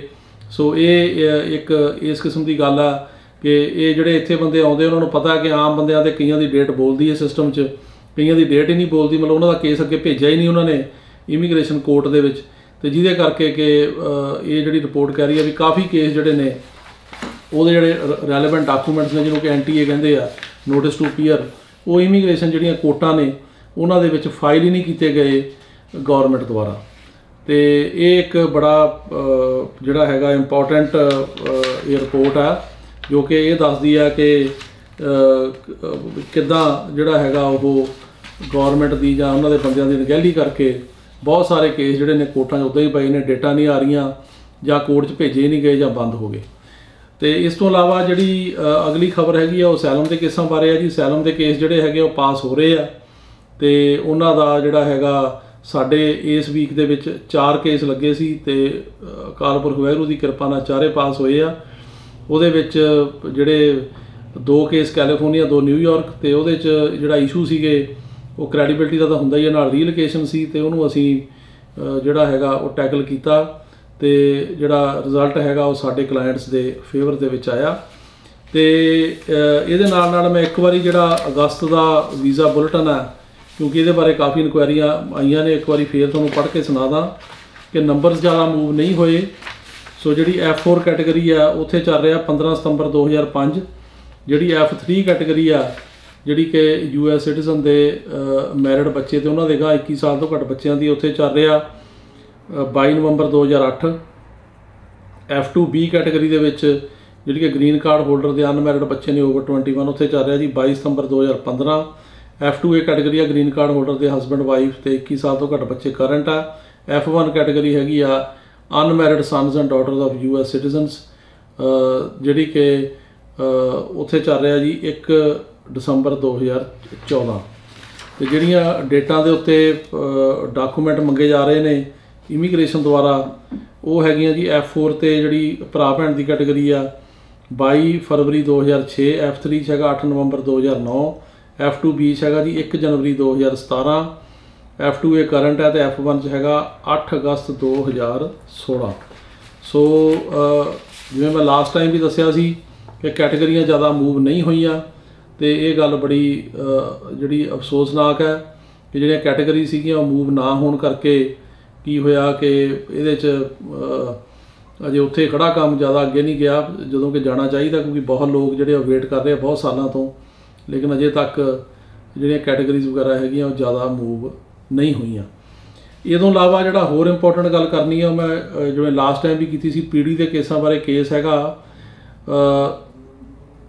ਸਰਕਾਰ ਵਰਸਸ ਗਾਰਲੈਂਡ। ਇਹਦਾ ਡਿਸੀਜਨ ਆਇਆ ਜੀ 9 ਸਰਕਟ ਕੋਰਟ ਜਿਹੜੀ ਕਿ ਕੈਲੀਫੋਰਨੀਆ, ਵਾਸ਼ਿੰਗਟਨ, ਐਰੀਜ਼ੋਨਾ ਇਹਨਾਂ ਸਟੇਟਾਂ ਨੂੰ ਕਰਦੀ ਹੈ ਗਵਰਨ। ਇਹ ਆਇਆ ਜੀ ਜੁਲਾਈ 1, 2022 ਨੂੰ। ਤੇ ਇਹ ਬੜਾ ਇੰਪੋਰਟੈਂਟ ਡਿਸੀਜਨ ਹੈ ਉਹਨਾਂ ਬੰਦਿਆਂ ਲਈ ਜਿਹੜੇ ਕਿ 9 ਸਰਕਟ ਕੋਰਟ ਦੇ ਵਿੱਚ PD ਲੈਣਾ ਚਾਹੁੰਦੇ ਆ। ਇਹ ਜਿਹੜਾ ਕੋਰਟ ਜਿਹੜਾ ਕੇਸ ਹੈ ਉਹ ਇਹ ਕਹਿ ਰਿਹਾ ਕਿ ਜਿਹੜੀ PD ਆ ਇਹ ਇਹਨਾਂ ਕੇਸਾਂ ਦੇ ਵਿੱਚ ਲੈਣਾ ਕੋਈ ਵੀ ਉਸ ਬੰਦੇ ਦਾ ਰਾਈਟ ਨਹੀਂ ਹੈ ਤੇ ਨਾ ਹੀ ਇਹ ਵਾਜਬ ਹੈ। ਈਵਨ ਚਾਹੇ ਗੌਰਮੈਂਟ ਵੀ ਕਹੇ, ਜਿਹੜਾ ਸਰਕਾਰੀ ਵਕੀਲ ਦੂਜੇ ਪਾਸੇ ਗੌਰਮੈਂਟ ਦਾ ਹੁੰਦਾ ਉਹ ਵੀ ਕਹੇ ਵੀ ਹਾਂ PD ਮਿਲਣੀ ਚਾਹੀਦੀ ਆ, ਪਰ ਕੋਰਟ ਨੇ ਕਿਹਾ ਕਿ ਇਹਦੇ 'ਚ ਜਿਹੜੀ ਹੈਗੀ ਆ ਉਹ PD ਜਿਹੜੀ ਆ ਉਹ ਲੈਣ ਦਾ ਕੋਈ ਤੁਕ ਨਹੀਂ ਬਣਦੀ, ਕਿਉਂਕਿ ਕੋਰਟ ਜਿਹੜੀ ਆ ਉਹ ਆਪਣੇ ਡਾਕਟ ਦੇ ਉੱਤੇ ਆ, ਆਪਣੇ ਸਿਸਟਮ ਦੇ ਵਿੱਚ ਇਹ ਕੇਸ ਇਨਡੈਫੀਨਿਟਲੀ ਨਹੀਂ ਰੱਖ ਸਕਦੀ। ਉਹਨੂੰ ਫੈਸਲਾ ਕਰਨਾ ਪਏਗਾ, ਜਾਂ ਉਹਨੂੰ ਹਾਂ ਕਰਨੀ ਪਏਗੀ ਜਾਂ ਨਾ ਕਰਨੀ ਪਏਗੀ। ਤੇ ਉਹਨਾਂ ਨੇ ਇਸ ਕਰਕੇ ਇਹ ਜਿਹੜਾ ਹੈਗਾ ਉਹ ਡਿਨਾਈ ਕਰ ਦਿੱਤਾ PD ਦੀ ਰਿਕੁਐਸਟ ਵੀ ਤੇ ਕੇਸ ਵੀ ਜਿਹੜਾ ਸੀਗਾ। ਉਹਨਾਂ ਨੇ ਕਿਹਾ ਵੀ ਇਹ ਜਿਹੜਾ ਕੇਸ ਹੈ ਇਹਦੇ 'ਚ ਕੋਈ ਮੈਰਿਟ ਨਹੀਂ, ਤੇ ਨਾਲੇ ਉਹਨਾਂ ਨੇ ਕਿਹਾ ਵੀ PD ਦੀ ਰਿਕੁਐਸਟ ਜਿਹੜੀ ਹੈਗੀ ਆ ਉਹ ਜਿਹੜੀ ਆ ਉਹ ਨਹੀਂ ਇਸ 'ਚ ਵਾਜਬ, ਕਿਉਂਕਿ ਇੰਨੀ ਦੇਰ ਤੱਕ ਅਸੀਂ ਆਪਣਾ ਕੇਸ ਹੋਲਡ ਤੇ ਜਾਂ ਪੈਂਡਿੰਗ ਜਿਹੜਾ ਉਹ ਨਹੀਂ ਰੱਖ ਸਕਦੇ, ਸਿਰਫ ਇਸ ਕਰਕੇ ਕਿ ਜਿਹੜਾ ਹੈਗਾ ਉਹ ਡੈਪੂਟੇਸ਼ਨ ਜਿਹੜੀ ਆ ਉਹ ਨਾ ਲੱਗੇ ਇਸ ਬੰਦੇ ਦੇ। ਸੋ ਜਿਹੜੇ ਬੰਦੇ ਹੁਣ 9 ਸਰਕਟ ਜਿਹੜਾ ਕੋਰਟ ਦੇ ਵਿੱਚ ਮਤਲਬ ਪੀਡੀ ਲੈਣਾ ਚਾਹੁੰਦੇ ਆ, ਉਹਨਾਂ ਵਾਸਤੇ ਇਹ ਇੱਕ ਵੱਡੀ ਰੁਕਾਵਟ ਹੋਏਗਾ ਇਹ ਕੇਸ, ਕਿਉਂਕਿ ਹੁਣ ਜਿਹੜੇ ਗੌਰਮੈਂਟ ਦੇ ਸਰਕਾਰੀ ਵਕੀਲ ਨੇ ਉਹ ਨਹੀਂ ਇਹਨਾਂ ਕੇਸਾਂ ਦੇ ਵਿੱਚ ਪੀਡੀ ਰਿਕੁਐਸਟ ਜਿਹੜੀ ਆ ਉਹਨੂੰ ਅਗਰੀ ਕਰ ਰਹੇ ਜਾਂ ਉਹਨੂੰ ਗ੍ਰਾਂਟ ਕਰ ਰਹੇ। ਸੋ ਇਹ ਸਰਕਾਰ ਵਰਸਸ ਗਾਰਲੈਂਡ ਇੱਕ ਐਸਾ ਕੇਸ ਆ ਜਿਹੜਾ ਕਿ ਅੱਗੇ ਚੱਲ ਕੇ ਜਿਹੜੇ ਪੀਡੀ ਦੇ ਕੇਸ ਨੇ ਸਰਕਟ ਕੋਰਟ 'ਚ ਖਾਸ ਕਰਕੇ ਉਹਨਾਂ ਦਾ ਬਾਰੇ ਇੱਕ ਜਿਹੜਾ ਹੈਗਾ ਉਹ ਇੱਕ ਲੈਂਡਮਾਰਕ ਡਿਸੀਜਨ ਸਾਬਤ ਹੋਏਗਾ ਜੋ ਕਿ ਉਹਨਾਂ ਦੇ ਖਿਲਾਫ ਜਾਂਦਾ ਹੈ। ਪਰ ਇਹਦੇ ਨਾਲ ਨਾਲ ਜਿਹੜੀ ਇੱਕ ਹੋਰ ਇੰਪੋਰਟੈਂਟ ਗੱਲ ਆ ਉਹ ਇਹ ਆ ਕਿ ਇਹ ਕੇਸ ਸਿਰਫ ਤੇ ਸਿਰਫ ਜਿਹੜੇ ਸਰਕਟ ਕੋਰਟ ਦੇ ਵਿੱਚ ਕੇਸ ਨੇ ਉਹਨਾਂ ਨਾਲ ਡੀਲ ਕਰਦਾ। ਜੇ ਜਿਹੜੇ ਪੀਡੀ ਦੇ ਕੇਸ ਇਮੀਗ੍ਰੇਸ਼ਨ ਜੱਜਾਂ ਅੱਗੇ ਨੇ ਉਹਨਾਂ ਬਾਰੇ ਇਹ ਸਾਇਲੈਂਟ ਆ, ਕੁਝ ਨਹੀਂ ਕਹਿੰਦਾ। ਹੁਣ ਇਹ ਜੱਜਾਂ ਦੇ ਉੱਤੇ ਆ ਵੀ ਇਹਨੂੰ ਕਿਸ ਤਰ੍ਹਾਂ ਇੰਪਲੀਮੈਂਟ ਕਰਦੇ ਨੇ, ਇਹ ਦੇਖ ਕੇ ਉਹ ਡਿਨਾਈ ਵੀ ਕਰ ਸਕਦੇ ਆ, ਪਰ ਇਹ 'ਚ ਕੁਝ ਇਹੋ ਜਿਹੀ ਡਾਇਰੈਕਸ਼ਨ ਜਾਰੀ ਨਹੀਂ ਕੀਤੀ ਗਈ ਕਿ ਜਿਹੜੀਆਂ ਲੋਅਰ ਕੋਰਟਾਂ ਨੇ ਇਮੀਗ੍ਰੇਸ਼ਨ ਦੇ, ਜਿਹੜੇ ਇਮੀਗ੍ਰੇਸ਼ਨ ਜੱਜ ਨੇ ਥੱਲੇ ਵੀ, ਉਹ ਵੀ ਇਹਨੂੰ ਫੋਲੋ ਕਰਨ। ਇਹ 'ਚ ਸਿਰਫ ਤੇ ਸਿਰਫ ਉਹਨਾਂ ਨੇ ਜਿਹੜੇ ਸਰਕਟ ਕੋਰਟ ਦੇ ਵਿੱਚ ਕੇਸ ਨੇ, ਖਾਸ ਕਰਕੇ 9 ਸਰਕਟ 'ਚ 9ਵੇਂ ਸਰਕਟ 'ਚ ਉਹਦੇ ਬਾਰੇ ਗੱਲ ਕੀਤੀ ਹੈ। ਸੋ ਇਹ ਤਾਂ ਸੀ ਜੀ ਇੰਪੋਰਟੈਂਟ ਹੁਣ ਦੀਆਂ ਖਬਰਾਂ, ਤੇ ਹੁਣ ਸਮਾਂ ਹੋ ਗਿਆ ਤੁਹਾਡੇ ਸਵਾਲਾਂ ਦੇ ਜਵਾਬ ਦੇਣ ਦਾ। ਸਾਰਿਆਂ ਤੋਂ ਪਹਿਲਾਂ ਤਾਂ ਜਿਹੜਾ ਸਵਾਲ ਹੈ ਉਹ ਇਹ ਆ ਜੀ ਕਿ ਉਹ ਇਹ ਕਹਿ ਰਹੇ ਕਿ ਮੇਰੀ ਅਸਾਈਲਮ ਦੀ BIA ਅਪੀਲ ਜਿਹੜੀ ਆ ਉਹ ਪੈਂਡਿੰਗ ਹੈਗੀ ਆ ਫਰਵਰੀ 20, 2019 ਤੋਂ, ਕਿੰਨਾ ਟਾਈਮ ਲੱਗੂਗਾ ਤੇ ਇਹਨੂੰ ਜਿਹੜਾ ਹੈਗਾ ਫੈਸਲਾ ਹੋਣ ਦੇ ਵਿੱਚ, ਤੇ ਮੈਂ ਬਹੁਤ ਜ਼ਿਆਦਾ ਉਦਾਸ ਹਾਂ, ਬਹੁਤ ਟਾਈਮ ਲੱਗ ਰਿਹਾ। ਦੇਖੋ ਇਸ ਤਰ੍ਹਾਂ ਹੈਗਾ ਕਿ ਇਹਦੇ ਬਾਰੇ ਜਿਹੜੇ ਅੱਜ ਕੱਲ੍ਹ ਤਕਰੀਬਨ BIA ਦੇ ਵਿੱਚ ਕੇਸ ਨੇ ਉਹ ਐਨੀਵੇਅਰ ਬਿਟਵੀਨ 2.5 ਤੋਂ 3 ਸਾਲ ਚੱਲਦੇ ਆ। ਬਾਕੀ ਹਰੇਕ ਕੇਸ ਡਿਫਰੈਂਟ ਹੁੰਦਾ, ਇਹਦੇ ਬਾਰੇ ਆਪਾਂ ਕੁਝ ਨਹੀਂ ਕਹਿ ਸਕਦੇ ਕਿ ਇਹਨੂੰ ਐਗਜ਼ੈਕਟਲੀ ਕਿੰਨਾ ਟਾਈਮ ਲੱਗੂਗਾ, ਹੋਰ ਜ਼ਿਆਦਾ ਟਾਈਮ ਵੀ ਲੱਗ ਸਕਦਾ, ਪਰ ਆਮ ਤੌਰ 'ਤੇ ਜਿਹੜੀ ਮਿਆਦ ਆ ਉੱਥੇ ਕੇਸਾਂ ਦੀ ਉਹ 2.5 ਤੋਂ 3 ਸਾਲ ਆ। ਅਗਲਾ ਸਵਾਲ ਹੈ ਜੀ ਕਿ ਮੈਂ ਪਿਛਲੇ 10 ਸਾਲ ਤੋਂ ਇੱਥੇ ਹਾਂ, ਤਾਂ ਮੈਂ ਮੋਸ਼ਨ ਟੂ ਐਡਵਾਂਸ ਆਪਣੇ ਕੇਸ 'ਚ ਫਾਈਲ ਕੀਤੀ ਸੀ ਜਨਵਰੀ 22 ਦੇ ਵਿੱਚ। ਇਮੀਗ੍ਰੇਸ਼ਨ ਜੱਜ ਨੇ ਮੇਰੀ ਮੋਸ਼ਨ ਟੂ ਐਡਵਾਂਸ ਅਪਰੂਵ ਕਰਤੀ, ਪਰ ਉਹਨੇ ਕਿਹਾ ਵੀ ਅਜੇ ਸਾਡੇ ਕੋਲ ਡੇਟ ਨਹੀਂ ਆ ਤੇ ਮੈਂ ਦੁਬਾਰਾ ਕਰ ਸਕਦਾ। ਤੁਹਾਨੂੰ ਵੇਟ ਕਰਨੀ ਪੈਣੀ ਹੈ ਜੀ ਅਜੇ, ਕਿਉਂਕਿ ਉਹਨਾਂ ਦੇ ਸਿਸਟਮ ਤੁਹਾਡੀ ਹੈਗੀ ਆ, ਪਰ ਜੇ ਉਹਨਾਂ ਕੋਲ ਡੇਟ ਨਹੀਂ ਹੈਗੀ ਤਾਂ ਤੁਸੀਂ ਬਾਰ-ਬਾਰ ਨਹੀਂ ਮਤਲਬ ਅਪਲਾਈ ਕਰ ਸਕਦੇ, ਤੁਹਾਨੂੰ ਵੇਟ ਕਰਨੀ ਪਊਗੀ ਕੁਝ ਟਾਈਮ, ਤੇ ਉਹ ਤੁਹਾਨੂੰ ਆਪਣੇ ਆਪ ਹੀ ਜਿਹੜੇ ਕੋਰਟ ਵਾਲੇ ਆ ਕੰਟੈਕਟ ਕਰਨਗੇ। ਅਗਲਾ ਸਵਾਲ ਹੈ ਜੀ ਕਿ ਮੈਂ ਤੇ ਮੇਰੀ ਵਾਈਫ ਦੋਨੇ ਅਮਰੀਕਾ ਦੇ ਵਿੱਚ ਗਏ ਸੀ, ਸਾਨੂੰ ਜਿਹੜਾ ਹੈਗਾ ਉਹ ਕੈਂਪ 'ਚੋਂ ਡਿਪੋਰਟ ਕਰ ਦਿੱਤਾ ਗਿਆ, ਹੁਣ ਅਸੀਂ ਦੁਬਾਰਾ ਆ ਸਕਦੇ ਹਾਂ। ਦੁਬਾਰਾ ਆਉਣ ਦੀ ਪ੍ਰੋਬਲਮ ਇਹ ਹੈ ਜੀ ਕਿ ਜਦੋਂ ਕਿਸੇ ਨੂੰ ਅਮਰੀਕਾ ਦੇ ਵਿੱਚ ਡੈਪੂਟੇਸ਼ਨ ਲੱਗਦੀ ਆ ਉਹ ਸਡਨ ਟਾਈਮ ਦੀ ਹੁੰਦੀ ਆ, 5 ਸਾਲ ਦੀ ਜਾਂ 10 ਸਾਲ ਦੀ। ਸੋ ਤੁਹਾਨੂੰ ਜੇ 10 ਸਾਲ ਦੀ ਡੈਪੂਟੇਸ਼ਨ ਲੱਗੀ ਆ ਜਾਂ 5 ਦੀ ਲੱਗੀ ਆ, ਉਸ ਤੋਂ ਪਹਿਲਾਂ ਜੇ ਤੁਸੀਂ ਆਓਗੇ ਤਾਂ ਤੁਹਾਨੂੰ ਇਹ ਦੁਬਾਰਾ ਡਿਪੋਰਟ ਕਰ ਸਕਦੇ ਆ। ਤੇ US ਸੁਪਰੀਮ ਕੋਰਟ ਦਾ ਵੈਲ ਸੈਟਲਡ ਲਾਅ ਆ ਕਿ ਜਿਹੜੇ ਬੰਦਿਆਂ ਦੇ ਡੈਪੂਟੇਸ਼ਨ ਲੱਗੀ ਆ ਜੇ ਉਹ ਆਉਣ, ਉਹਨਾਂ ਦਾ ਕੋਈ ਰਾਈਟ ਨਹੀਂ ਹੈਗਾ ਜੇਲ੍ਹ 'ਚੋਂ ਬਾਹਰ ਆਉਣ ਦਾ। ਤੁਹਾਨੂੰ ਸਰਕਾਰ ਜੇਲ੍ਹ ਦੇ ਵਿੱਚ ਵੀ ਰੱਖ ਸਕਦੀ ਆ ਤੇ ਡਿਟੈਂਸ਼ਨ ਤੋਂ ਬਾਹਰ ਆਉਣ ਦਾ ਕੋਈ ਤੁਹਾਡਾ ਹੱਕ ਨਹੀਂ ਹੈਗਾ। ਸੋ ਇਸ ਕਰਕੇ ਇਹਦੇ 'ਚ ਤੁਹਾਨੂੰ ਦੁਬਾਰਾ ਡਿਪੋਰਟ ਕੀਤਾ ਜਾ ਸਕਦਾ। ਅਗਲਾ ਸਵਾਲ ਹੈ ਜੀ ਕਿ ਇਹ ਦੱਸੋ ਕਿ ਮੇਰੇ ਮਦਰ ਗ੍ਰੀਨ ਕਾਰਡ ਹੋਲਡਰ ਨੇ, ਮੇਰੇ ਕੋਲ B1 B2 ਵੀਜ਼ਾ, ਕੀ ਮੈਂ F2B 'ਚ ਅਪਲਾਈ ਕਰ ਸਕਦਾ ਤੇ ਆਪਣੇ ਮਦਰ ਕੋਲ ਰਹਿ ਸਕਦਾ? ਦੇਖੋ ਜੇ ਤੁਸੀਂ ਅਨਮੈਰਿਡ ਹੈਗੇ ਆ ਤਾਂ F2B ਕੈਟਾਗਰੀ ਤੁਹਾਡੀ ਪਟੀਸ਼ਨ ਤਾਂ ਉਹ ਕਰ ਸਕਦੇ ਆ, ਲੇਕਿਨ ਇੱਥੇ ਤੁਸੀਂ ਇਸ ਪਟੀਸ਼ਨ ਦੀ ਬੇਸ 'ਤੇ ਅਮਰੀਕਾ 'ਚ ਰਹਿ ਨਹੀਂ ਸਕਦੇ, ਕਿਉਂਕਿ ਇਹ ਪਟੀਸ਼ਨ ਜਿਹੜੀ ਆ ਅਜੇ ਕਰੰਟ ਨਹੀਂ ਹੈਗੀ, ਇਹਨੂੰ ਬਹੁਤ ਟਾਈਮ ਲੱਗ ਰਿਹਾ, ਅਜੇ 2008 ਚੱਲ ਰਿਹਾ ਇਹਦੇ 'ਚ। ਸੋ ਇਸ ਕਰਕੇ ਤੁਸੀਂ ਓਵਰਸਟੇ ਕਰਨੇ ਜਾਓਗੇ, ਤੁਹਾਨੂੰ ਆਉਂਦੇ ਜਾਂਦੇ ਰਹਿਣਾ ਪੈਣਾ, ਪਰ ਇਹਦਾ ਤੁਹਾਡੇ ਵਿਜ਼ਟਰ ਵੀਜ਼ੇ 'ਤੇ ਵੀ ਅਸਰ ਪੈ ਸਕਦਾ, ਉਹ ਵੀਜ਼ਾ ਕੈਂਸਲ ਵੀ ਹੋ ਸਕਦਾ। ਅਗਲਾ ਸਵਾਲ ਹੈ ਜੀ ਕਿ ਜਿਹੜੀ ਇੰਟਰਵਿਊ ਹੁੰਦੀ ਆ 10 ਸਾਲ ਦੇ ਬੱਚਿਆਂ ਲਈ, ਤੇ ਆਫਟਰ 2 ਇਅਰਸ ਗ੍ਰੀਨ ਕਾਰਡ ਤੇ ਜਿਹੜੇ ਮਤਲਬ ਮੈਰਿਜ ਦੇ ਜਿਹੜੇ ਕੇਸ ਆ I-751 ਦੀ ਗੱਲ ਕਰ ਰਹੇ ਆ ਕਿ ਅਜੇ ਤੱਕ ਨਹੀਂ ਆਈ, ਤੇ ਜਨਵਰੀ 2021 'ਚ ਕੇਸ ਸੀ, ਕਿੰਨਾ ਟਾਈਮ ਲੱਗੂ? ਇਹਦੇ ਬਾਰੇ ਕੁਝ ਨਹੀਂ ਕਹਿ ਸਕਦੇ ਜੀ, ਕਾਫੀ ਡਿਲੇ ਆ, ਅੱਜ ਕੱਲ੍ਹ ਹਰੇਕ ਕੈਟਾਗਰੀ 'ਚ ਡਿਲੇ ਆ। ਸੋ ਤੁਹਾਨੂੰ ਵੇਟ ਕਰਨੀ ਪੈਣੀ ਆ ਜਾਂ ਤੁਸੀਂ ਇਹਨਾਂ ਕੋਲੋਂ ਇਨਕੁਆਇਰੀ ਕਰ ਸਕਦੇ ਹੋ। ਅਗਲਾ ਸਵਾਲ ਹੈ ਜੀ ਕਿ ਵਿਜ਼ਟਰ ਵੀਜ਼ੇ ਦੀਆਂ ਡੇਟਾਂ ਕਦੋਂ ਓਪਨ ਹੋਣਗੀਆਂ? ਵਿਜ਼ਟਰ ਵੀਜ਼ੇ ਦੀ ਵੈਸੇ ਤਾਂ ਓਪਨ ਆ, ਪਰ ਪ੍ਰੋਬਲਮ ਹੈ ਵੀ ਅਪਾਇੰਟਮੈਂਟਾਂ ਨਹੀਂ ਮਿਲ ਰਹੀਆਂ ਐਮਬੈਸੀ 'ਚੋਂ, ਅਪਾਇੰਟਮੈਂਟਾਂ ਨੂੰ ਬਹੁਤ ਟਾਈਮ ਲੱਗ ਰਿਹਾ, ਉਹ ਹੁਣ ਦੇਖਣ ਵਾਲੀ ਗੱਲ ਆ ਵੀ ਕਿੰਨਾ ਲੱਗੂਗਾ। ਜੇ ਇਹਦੇ ਬਾਰੇ ਜਿਹੜਾ ਉਹ ਕੁਝ ਨਹੀਂ ਕਹਿ ਸਕਦੇ ਕਿ ਕਦੋਂ ਜ਼ਿਆਦਾ ਫਾਸਟ ਹੋਊਗਾ। ਅਗਲਾ ਸਵਾਲ ਹੈ ਜੀ ਕਿ ਮੈਂ US ਸਿਟੀਜ਼ਨਸ਼ਿਪ ਅਪਲਾਈ ਕੀਤੀ ਸੀਗੀ, ਪਰ ਕਈ ਮਹੀਨੇ ਬਾਅਦ ਮੈਂ ਇੰਡੀਆ ਆ ਗਿਆ, ਮੈਂ ਦੁਬਾਰਾ ਕਰ ਸਕਦਾ? ਹਾਂਜੀ, ਤੁਸੀਂ ਦੁਬਾਰਾ ਕਰ ਸਕਦੇ ਹੋ, ਪਰ ਉਹਦੇ ਵਿੱਚ ਜਿਹੜੀਆਂ ਉਹਦੀਆਂ ਸ਼ਰਤਾਂ ਨੇ ਉਹ ਇਹੀ ਆ ਕਿ ਤੁਸੀਂ as a green card holder, ਤੁਹਾਨੂੰ 5 ਸਾਲ ਹੋ ਗਏ ਹੁਣ ਇੱਥੇ ਰਹਿੰਦੇ ਨੂੰ, ਅਤੇ 5 ਸਾਲਾਂ ਦੇ ਵਿੱਚ ਤੁਸੀਂ ਕਦੇ 6 ਮਹੀਨੇ ਤੋਂ ਵੱਧ ਬਾਹਰ ਨਾ ਗਏ ਹੋ, ਅਤੇ ਪਿਛਲੇ 2.5 ਸਾਲ ਦੇ ਵਿੱਚ ਤੁਸੀਂ ਜਿਹੜਾ ਹੈਗਾ ਇੱਥੇ ਆਪਣੀ ਰੈਜ਼ੀਡੈਂਸੀ ਸ਼ੋਅ ਕਰਨੀ ਆ। ਤੇ ਤੁਹਾਡੇ ਜਿਹੜੇ ਹੈਗੇ ਆ 5 ਚੋਂ 2.5 ਸਾਲ ਅਮਰੀਕਾ 'ਚ ਬਣਨੇ ਚਾਹੀਦੇ ਆ। ਤੇ ਜਿਹੜਾ ਤੁਸੀਂ ਆਊਟ ਵੀ ਜਾਣਾ ਉਹ 6 ਮਹੀਨੇ ਤੋਂ ਵੱਧ ਤੁਸੀਂ ਲਗਾਤਾਰ ਨਹੀਂ ਜਾ ਸਕਦੇ। ਸੋ ਇਹ ਜੇ ਟਾਈਮ ਤੁਹਾਡਾ ਪੂਰਾ ਹੁੰਦਾ ਤੇ ਤੁਹਾਡਾ ਕੋਈ ਜਿਹੜਾ ਹੈਗਾ ਕ੍ਰਿਮੀਨਲ ਰੈਕਡ ਵਗੈਰਾ ਨਹੀਂ ਹੋਣਾ ਚਾਹੀਦਾ, ਤੇ ਫਿਰ ਤੁਸੀਂ ਅਪਲਾਈ ਦੁਬਾਰਾ ਕਰ ਸਕਦੇ ਹੋ। ਅਗਲਾ ਸਵਾਲ ਹੈ ਜੀ ਕਿ ਮੇਰੇ ਕੋਲ ਫਿਲੀਪਾਈਨ ਦਾ ਵਰਕ ਪਰਮਿਟ ਹੈ ਤੇ ਰੀਸੈਟਲਮੈਂਟ ਬਾਰ ਦਾ ਅਸਰ ਪਏਗਾ। ਰੀਸੈਟਲਮੈਂਟ ਬਾਰ ਦਾ ਅਸਰ ਉੱਥੇ ਪੈਂਦਾ ਜੀ ਜਿੱਥੇ ਤੁਹਾਨੂੰ ਉਸ ਕੰਟਰੀ 'ਚ ਕੋਈ ਪ੍ਰੋਬਲਮ ਨਹੀਂ ਹੈ। ਸੋ ਜੇ ਫਰਜ਼ ਕਰੋ ਤੁਹਾਨੂੰ ਜਿਹੜੀ ਹੈਗੀ ਆ ਪ੍ਰੋਬਲਮ ਉਹ 'ਚ ਹੈਗੀ ਆ, ਉਸ ਕੰਟਰੀ ਦੇ ਵਿੱਚ ਤੁਹਾਨੂੰ ਕੋਈ ਤੰਗੀ ਆ ਜਾਂ ਤੁਹਾਡੇ ਤੇ ਕੋਈ ਮਤਲਬ ਕੁੱਟਮਾਰ ਹੋਈ ਆ ਜਾਂ ਕੋਈ ਰੋਬਰੀ ਹੋਈ ਹੈ ਜਾਂ ਇਸ ਕਿਸਮ ਦਾ, ਜਿਹੜੀ ਤੁਹਾਡੀ ਆਪਣੀ ਕੰਟਰੀ ਇੰਡੀਆ ਉੱਥੇ ਵੀ ਤੁਹਾਨੂੰ ਕੋਈ ਪ੍ਰੋਬਲਮ ਆ, ਫਿਰ ਰੀਸੈਟਲਮੈਂਟ ਬਾਰ ਤੋਂ ਜਿਹੜਾ ਉਹ ਬਚਿਆ ਜਾ ਸਕਦਾ। ਪਰ ਹਰੇਕ ਕੇਸ ਜਿਹੜਾ ਡਿਫਰੈਂਟ ਹੁੰਦਾ, ਹਰੇਕ ਦੇ ਡਿਫਰੈਂਟ ਹਾਲਾਤ ਹੁੰਦੇ ਆ। ਸੋ ਸਾਰੀ ਗੱਲ ਜਿਹੜੀ ਆ ਉਹ ਸਮਝੇ ਬਿਨਾ ਇਹਦੇ ਬਾਰੇ ਕਹਿਣਾ ਮੁਸ਼ਕਿਲ ਆ ਕਿ ਲੱਗੇਗੀ ਕਿ ਨਹੀਂ ਲੱਗੇਗੀ। ਪਰ ਆਮ ਤੌਰ 'ਤੇ ਰੀਸੈਟਲਮੈਂਟ ਬਾਰ ਉੱਥੇ ਲੱਗਦੀ ਹੈ ਜਿੱਥੇ ਤੁਸੀਂ ਕਿਸੇ ਥਰਡ ਕੰਟਰੀ ਦੇ ਵਿੱਚ ਸੇਫਲੀ ਰਹਿ ਸਕਦੇ ਹੋ, ਤੇ ਉੱਥੇ ਤੁਹਾਨੂੰ ਕੋਈ ਪ੍ਰੋਬਲਮ ਨਹੀਂ। ਪਰ ਜੇ ਤੁਹਾਨੂੰ ਉਸ ਥਰਡ ਕੰਟਰੀ 'ਚ ਵੀ ਪ੍ਰੋਬਲਮ ਹੈਗੀ ਆ ਤਾਂ ਫਿਰ ਇਹ ਬਾਰ ਜਿਹੜੀ ਇਹਨੂੰ ਫਾਈਟ ਕੀਤਾ ਜਾ ਸਕਦਾ। ਅਗਲਾ ਸਵਾਲ ਹੈ ਜੀ ਕਿ ਜੇ ਮੈਂ ਇੱਥੇ ਸਟੱਡੀ ਵੀਜ਼ੇ 'ਤੇ ਆਵਾਂ ਤੇ ਕੀ ਮੈਂ ਕੋਈ ਹੋਰ ਕੇਸ ਆ ਕੇ ਲਾ ਸਕਦਾ, ਜਿਵੇਂ ਅਸੈਲਮ ਦਾ ਜਾਂ ਵਿਆਹ ਦਾ? ਦੇਖੋ ਇਸ ਤਰ੍ਹਾਂ ਹੈ, ਅਸੈਲਮ ਦਾ ਕੇਸ ਤਾਂ ਕੋਈ ਵੀ ਲਾ ਸਕਦਾ, ਲੇਕਿਨ ਕੇਸ ਸੱਚਾ ਹੋਣਾ ਚਾਹੀਦਾ। ਜਿਹੜੇ ਅਸੈਲਮ ਦੇ 5 ਗਰਾਊਂਡ ਨੇ ਉਹਨਾਂ ਦੇ ਵਿੱਚ ਕੇਸ ਹੋਣਾ ਚਾਹੀਦਾ, ਤੇ ਉਹ ਕੇਸ ਜਿਹੜਾ ਹੈਗਾ ਉਹ ਆਪਾਂ ਇੱਥੇ ਲਾ ਸਕਦੇ ਹਾਂ ਵਿਦਨ 1 ਈਅਰ। ਲੇਕਿਨ ਜੇ ਤੁਸੀਂ ਸਿਰਫ ਇਸ ਕਰਕੇ ਲਾਉਣਾ ਵੀ ਮੈਂ ਇੱਥੇ ਰਹਿਣ ਲਈ ਜਾਂ ਉੱਦਾਂ ਵਰਕ ਪਰਮਿਟ ਲੈਣ ਲਈ ਲਾਉਣਾ, ਉਹ ਗਲਤ ਆ, ਨਹੀਂ ਲੱਗਣਾ ਚਾਹੀਦਾ। ਜੇ ਤੁਹਾਨੂੰ ਪਰਸੀਕਿਊਸ਼ਨ ਹੋਈ ਆ ਤੇ ਤੁਹਾਨੂੰ ਫਿਊਚਰ ਪਰਸੀਕਿਊਸ਼ਨ ਦਾ ਵੀ ਡਰ ਆ ਤੇ ਕੇਸ ਸੱਚਾ ਆ 5 ਗਰਾਊਂਡ 'ਚ ਆਉਂਦਾ, ਫਿਰ ਤੁਸੀਂ ਉਹ ਕੇਸ ਲਾ ਸਕਦੇ ਹੋ, ਕੋਈ ਪ੍ਰੋਬਲਮ ਨਹੀਂ। ਵਿਆਹ ਦਾ ਕੇਸ ਜਿਹੜਾ ਉਹਦੇ ਵਾਸਤੇ ਲੀਗਲ ਐਂਟਰੀ ਚਾਹੀਦੀ ਹੈ ਇੱਥੇ ਅਮਰੀਕਾ 'ਚ ਪੱਕੇ ਹੋਣ ਲਈ। ਜਿਹੜਾ ਸਟੂਡੈਂਟ ਵੀਜ਼ੇ 'ਤੇ ਆਉਂਦਾ ਉਹਦੀ ਲੀਗਲ ਐਂਟਰੀ ਗਿਣੀ ਜਾਂਦੀ ਹੈ। ਜੇ ਉਹ ਸਿਟੀਜ਼ਨ ਨਾਲ ਵਿਆਹ ਕਰਾ ਲਵੇ ਇੱਥੇ ਪੱਕਾ ਹੋ ਸਕਦਾ, ਲੇਕਿਨ ਉਹਦੇ 'ਚ ਵੀ ਇਹੀ ਗੱਲ ਹੈ ਕਿ ਕੇਸ ਜਿਹੜਾ ਸੱਚਾ ਹੋਣਾ ਚਾਹੀਦਾ, ਕਿਉਂਕਿ ਵਿਆਹ ਦੀ ਇੰਟਰਵਿਊ ਹੁੰਦੀ ਆ, ਉਹ ਤੁਹਾਡੇ ਜਿਹੜਾ ਘਰ ਆ ਕੇ ਵੀ ਚੈੱਕ ਕਰ ਸਕਦੇ ਆ। ਅਗਲਾ ਸਵਾਲ ਹੈ ਜੀ ਕਿ ਕੀ ਜਿਹੜੇ ਇਮੀਗ੍ਰੇਸ਼ਨ ਜੱਜ ਨੇ ਉਹਨਾਂ ਨੂੰ ਕਲਾਇੰਟਸ ਦੇ ਟੈਕਸ ਬਾਰੇ ਤੇ ਸੋਰਸ ਕੋਡ ਡਿਟੇਲ ਬਾਰੇ ਪਤਾ ਹੁੰਦਾ? ਨਹੀਂ, ਆਪਣੇ ਆਪ ਤਾਂ ਨਹੀਂ ਜੀ ਪਤਾ ਹੁੰਦਾ, ਪਰ ਚਾਹੁਣ ਤਾਂ ਪਤਾ ਕਰ ਸਕਦੇ ਆ। ਤੇ ਅਦਰਵਾਈਜ਼ ਉਹ ਕੋਈ ਉਹਨਾਂ ਕੋਲ ਇੱਦਾਂ ਦਾ ਸਿਸਟਮ ਨਹੀਂ ਹੁੰਦਾ ਵੀ ਤੁਹਾਡੇ ਸੋਸ਼ਲ ਸਿਕਿਉਰਿਟੀ ਦੇ ਜਿਹੜਾ ਹੈਗਾ ਉਹ ਕਿੰਨੇ ਕ੍ਰੈਡਿਟ ਕਾਰਡ ਨੇ ਜਾਂ ਕੀ ਟੈਕਸ ਭਰਿਆ ਉਹਦਾ ਉਹ ਮਤਲਬ ਪਤਾ ਲਾ ਸਕਣਾ ਹੈ ਜੀ, ਕੋਈ ਗੱਲ ਨਹੀਂ। ਅਗਲਾ ਸਵਾਲ ਹੈ ਜੀ ਕਿ ਮੇਰੇ ਹਸਬੈਂਡ ਨੇ ਕੇਸ ਅਪਲਾਈ ਕੀਤਾ ਸੀ ਅਕਤੂਬਰ 2019 'ਚ I-730 ਕੈਟੇਗਰੀ 'ਚ, ਅਜੇ ਤੱਕ ਕੁਛ ਨਹੀਂ ਆਇਆ। ਇਹਨੂੰ ਵੀ ਕਾਫੀ ਟਾਈਮ ਲੱਗ ਰਿਹਾ ਜੀ, ਅੱਜ ਕੱਲ੍ਹ 3 ਸਾਲ ਤੋਂ ਉੱਪਰ ਲੱਗ ਰਿਹਾ।